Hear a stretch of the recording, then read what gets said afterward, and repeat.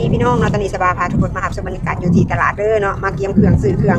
งานบุญเดือน3ออกใหม่3ครับพี่น้องงานนั้นเองก็อันนี้บุญเดือน3เมื่อปีบันนี้ค่ะผมเครื่องขายคนเพียบเลยเตรียมงานขนาดเลยงานนั่นแหละก็งานนี่มีหลายงานเลยเนาะน้อยนี่ค่ะบ่ได้เอาลายเด้อปิด9,000นะ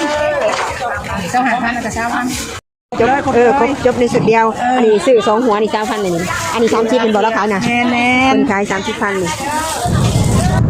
เจ้าเนาะอันนี้ก็สิมีเครื่องที่เพิ่นกาเตรียมหั่นนะพี่น้องผู้ใดบ่อยากซื้อเครื่องอันเป็น10เป็นอันก็เพิ่นสิเฮ็ดเป็นกระถางขายด้วยเนาะอันนึง30,000แล้วก็มีหมักใหม่9อย่างแต่ว่ากระถางน้อยนี่ก็60,000เนาะแล้วก็มีเหล่าไห้พี่น้องมีเหล่าไห้ก็ไห้นึง70,000เนาะเพิ่นจะขายเพื่อให้ผู้คนเฮาซื้อไปบูชา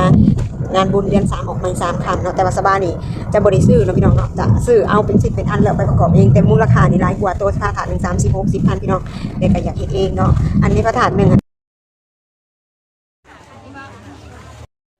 บุญอันเดือน3ออกมา3ค่ำกับบ่ธรรมดาคนก็หลายผู้ใดก็มาเลาะซื้อเครื่องซื้อของ